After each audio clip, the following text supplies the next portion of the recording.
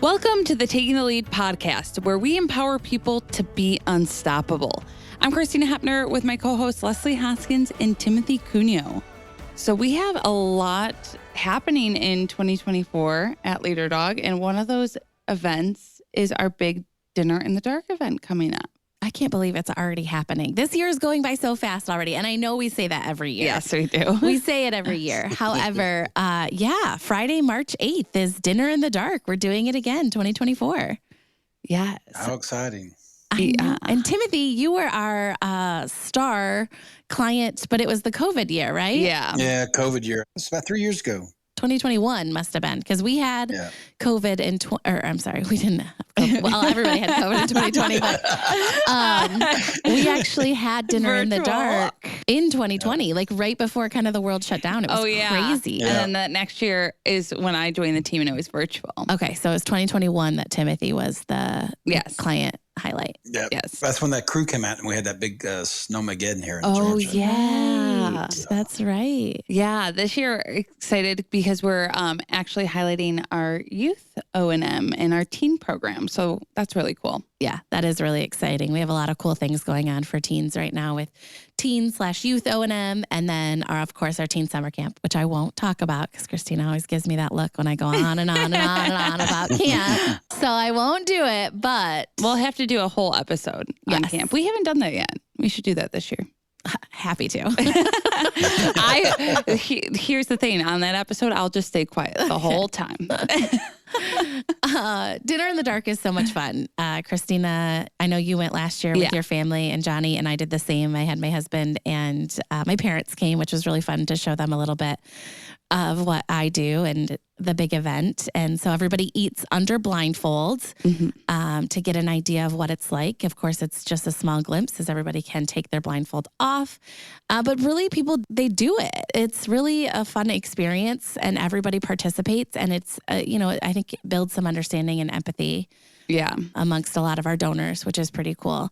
And volunteers come and puppy raisers. And it's a really nice event. Yeah. It's great to see everybody in one space. I know, throughout the year we touch our volunteers or we, see donors and all of that, but it's nice to have everybody in one space, mingling together, getting to know people, and then also seeing, there's puppies there that are being raised. So it's cool for people to see that process because sometimes there's little puppies, but then there's puppies that are in the older phase getting ready to come back to training. So it's really cool. Well, my big question is, how's the food? The food is good. I actually, a couple of years ago, I must have been 2020, got to go to the taste testing at a time. And that was so much fun. It's at MGM downtown Detroit. It's really good food. And it's a good time to learn too. So we have what we call the walk experience. Our O&M team is there teaching a little bit of human guide, teaching some basic cane techniques, just kind of explaining a little bit more about vision loss and the tools that are available to people who are blind or visually impaired. So great opportunity to learn and meet folks. Yeah, all the information is on our website, leaderdog.org. Go to our events tab and click on Dinner in the Dark, and you'll see everything that is happening that day. Yeah, so we hope to see everybody there. If you have questions, of course, Christina just told you to check out the website. But today, our guest is a Leader Dog client who has been actively sharing about his journey on social media.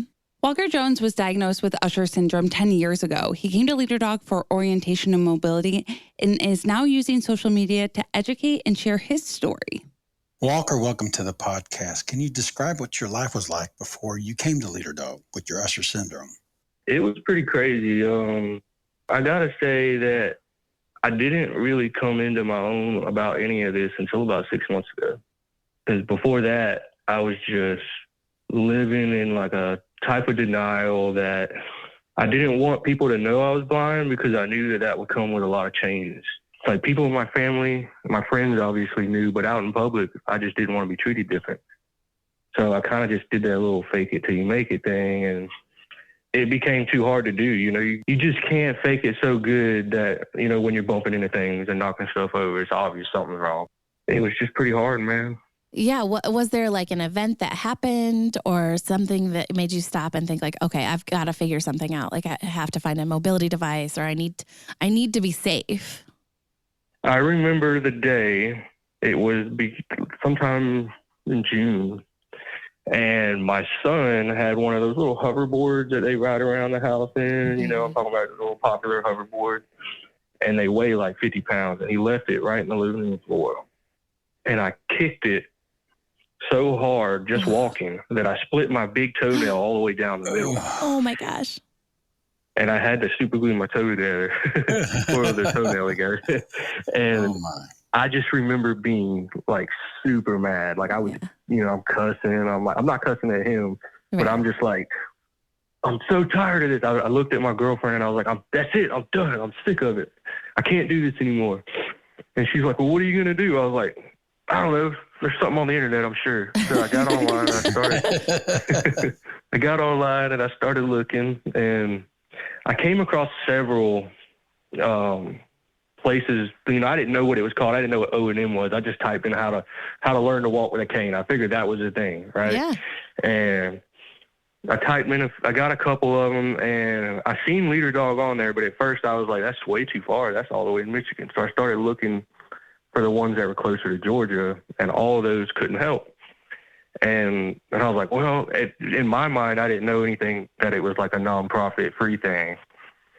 So I was like, there's no way I could fly up there. So I just gave up for like a couple of days. And then there was one other person that lived in my area who had RP, and I think hers is, if people don't know, RP is short for retinitis pigmentosa.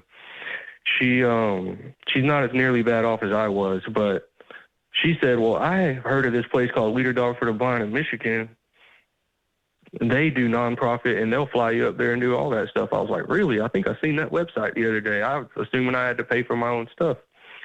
And so I called the number, and I spoke to a nice woman named Shadell, and she answered all my questions. And before you know it, I was up there almost a month and a half later. That's awesome. And I think so many people experience that, right? Like you don't even know that orientation and mobility exists. I don't think many people do unless you have direct need for it or know somebody. So that random Google search is something we're always trying to figure out is like, how can we get people who are searching these things, and something our marketing team works on. But I'm so glad that you found that contact. Type how to walk with a stick. Yeah, how to walk with, these are all things that we have so that hopefully our ads pop up when you're doing those Google searches. And I'm glad to hear that it did. And I'm so glad that you connected and you were here before you know it. So you came for orientation and mobility. Tell us a little bit about what that was like. Did it meet your expectations? Oh, it was beyond my expectations. When I went up there, I was scared out of my mind because I didn't know anyone who was blind. I think when I first walked through the door, I was a little... like, I almost was like, maybe I shouldn't do this. You know what I mean? Like, this is kind of crazy. I'm not blind, but I didn't really know about this whole spectrum thing. You know what I mean? Yeah. And I thought I needed to be worse than I was. And I remember going to the office and them being like, hey, you can sign your own thing without the little card. I was like, well, yeah. I was like, man, I don't belong here. Just because I felt like I just wasn't blind enough. And everyone was so nice. And that is the biggest thing. And all the friends I made while I was there, I still talk to all of them. I think one of them I couldn't figure out. I forgot to get her number and we lost contact. But it met my expectations beyond what I ever thought it would be. I thought I was just going to come up in here and it's going to be like school. You know what I mean? And I hate school. So, it was just awesome. Y'all like accommodated me in every single way that they could. And I kind of felt like I was being treated like a king. And it was just, I don't know, I left with nothing bad to say about the place. Well, Walker, it sounds like you and I have the same story, and it's intriguing that both I and you denied everything, and we had to get to that point where, like when you kicked that hoverboard, that was the moment for you. And for me, I had to get to that point. All of us had to get to that point where we got to decide we've got to move on and make our lives better and accept what's going on. And I'm glad that you finally did that. And I'm glad that I did that because both of our lives have been improved going to Leader Dog. And nothing bad ever came out of it, accepting it. So yeah, I'm so glad you guys both finally came out of it too. But you know, the whole thing about it is it's not like a linear path, right? That's one thing we talk about all the time is you go back and forth and maybe you overcame denial and then you're feeling good right now, you're confident, but it can come back and you can lose more vision. And it's just like this spectrum that kind of everybody goes back and forth on. And I think being conscious of where you're at and talking about it and recognizing that you're not alone and there's others out there and there's people to help, which is what we're trying to do. So I think that's incredible. And also both of you right now just sharing your stories and talking about this. And I know we want to talk about, Walker, your platform and what you're doing on social media, and this is kind of a great leeway into that. Do you mind sharing a little bit about your social media? Well, I feel like when I first came back from Leader Dogs, I felt like, to kind of preface that, before that, when I was just kind of living in denial, I didn't know what to do in my life. You know what I mean? I was just like, I'm dealing with this thing, and I'm not even really sure what's going on. I mean, I knew what the disease I had was, but I didn't know what it was going to become of me. And all these things. And then when I came back from Leader Dog, it was the first time I felt like I had something to do. You know what I mean? I was like, this whole thing with denial, I feel like one of the reasons why I did it was, I guess, because when I would get online and I'd start researching this stuff and trying to figure out what's going on in my own eyes, there was nobody online or making videos that made it seem like it was fun or like it ain't the end of the world or anything. It would just be like, oh, this is how you use a cane. And it was just all tutorials, and nobody ever made it seem like it was cool, in my opinion. And I felt like if I had something like that for me, I might have would have came a little sooner, maybe a lot sooner. Maybe it would have been inspired me years ago. So for me, doing the social media thing was my way of trying to inspire other people, and hopefully a lot sooner than I was inspired to finally do it. I don't want them to have to get to that point where I kick the hoverboard and just get mad, start, spiraling out because I'm just so upset. I want them to just be like, man, this ain't even that bad. That guy over there said it was cool. Yeah. He said it's all good. I wish I had that. So with the TikTok thing, TikTok kind of seems to be the thing right now, right? Everyone's doing TikTok. So I thought that would be the best way to reach the most ears. And I know that another thing that was in my head was, Usher syndrome. A lot of people get diagnosed in their younger years. It's mostly kids that are on TikTok, right? So I was like, these teenagers that are on there might see my stuff. Yeah. And then go, man, you know what? That guy said this was cool. That guy's walking around. He doesn't have to dress a certain way. Blind people don't look. He looks like everyone else, and he's just vibing and chilling. I'll go to Leader Dogs. You know what I mean? So that's kind of what I was trying to do. I love that. We shared your video on our social channels, and so many people were like, "Wow, that's a really cool way to put how you see things or how you use a cane." So I think what you're doing is great because representation matters so much. Being able to, see, especially, how you're talking about teenagers, being able to see, or hear or understand what they're going through or have someone to relate to is so important. So I think what you're doing is amazing. And I think you're going to help a lot of people doing it. That's the goal. Well, it seems like you're telling everybody, it's not the end of the world. You're taking it by the horns and you're directing it. It's not directing you anymore. And that's basically what happens when somebody goes to Leader Dog. They take over that eye disease or whatever it is. They don't let it dictate it anymore. And thank you for doing that on TikTok. I know it's reaching a lot of people. You're welcome, man. I think, just like you said, it's not the end of the world. In my eyes, it's kind of the beginning of a new one, if that makes sense. Like, you're saying I'm changing, I'm grabbing life by the horns, and I'm going to control it. It ain't controlling me anymore. It's just exactly like you said. Yeah. And so, you said you want to reach people who are younger or, anyone who may be on TikTok. So what advice would you give someone else who, may be getting that diagnosis for the first time, who isn't sure what to do or where to go? I know you recently went through it. So being recently out of it, what advice would you give someone? I would say just do it. A lot of the reasons people deny this whole thing is because they don't like the perception of them once they seem like they're blind or whatever, right? And the way I always describe life is everyone you walk past, you're probably never going to see them again. You know what I mean? So what do you care what they think? I think what you should do is take control of your life. I think what you should do is not let it control your life. I think that if you refuse to get the help that you need, and, you know, I feel like a lot of people know they need the help before they admit to themselves they do need it. I think they know deep inside they need it. They just don't want it. And there's nothing wrong with that. You know, we all had to go through it, or we all had to experience the same thing. Just like Timothy said, he went through the denial. And at the end of the day, you know, you got to get where you're going. You got to, if you got somewhere you got to be and you can't safely get there, what good does that do you to hold yourself back? You know what I mean? If you got stuff you got to do, you got to do it. And for me, that's kind of how I felt. So I think the advice I would give everyone is to just take control of their life and don't let it hold them back, because I actually feel like I'm even more badass now that I got a cane. You know what I'm saying? Yeah, absolutely. That's awesome. I got a stick I can hit people with if they mess with me. That's right. I'm not even mad that you're calling it a stick right now. And you know what? That I will say, as a team member, we were able to go through that, a little snippet of what you guys go through in a week. And it is hard. Yeah. It is a skill you have to learn. So yeah, I would say that you are amazing for learning that skill, and you should flaunt it. Absolutely. It is not easy. And honestly, you don't learn it all in that 1 week. You got so much more to do when you get home. So how are you feeling now? You've gone through at least a week of training, and you're right, you do not learn everything in just those 5 days, but it's a really good start.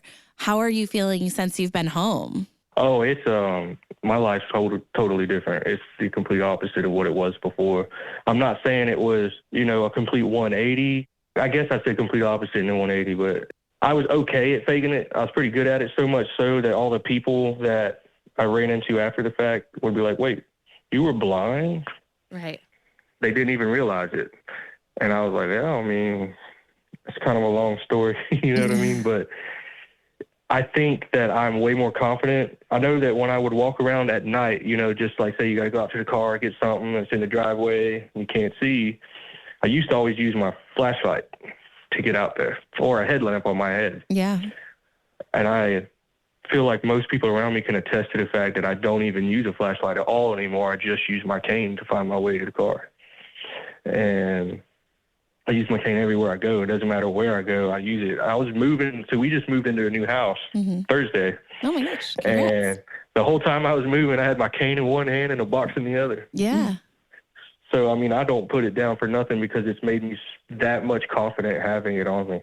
Yeah. And it's really, honestly, I'm not afraid to go anywhere. I'm not afraid to walk anywhere. I'm not afraid to do anything anymore. It's an extension of you. Yes. It's almost like having just longer arms. Yeah, absolutely. It's telling you all the information you need to know about the ground. I think that's incredible. So what has been people's reaction? So you said people didn't even know you were blind. Now you're traveling with the cane everywhere. How have people reacted or supported, both in your personal life and on social media? Well, before, you know, for the last couple of years, I've been a photographer. So that's actually how I already knew how to work a camera pretty well for TikTok. Yeah. And, you know, doing that, we mostly did weddings, which they were pretty hard to do when you're trying to fake it and get good pictures and do all these other things.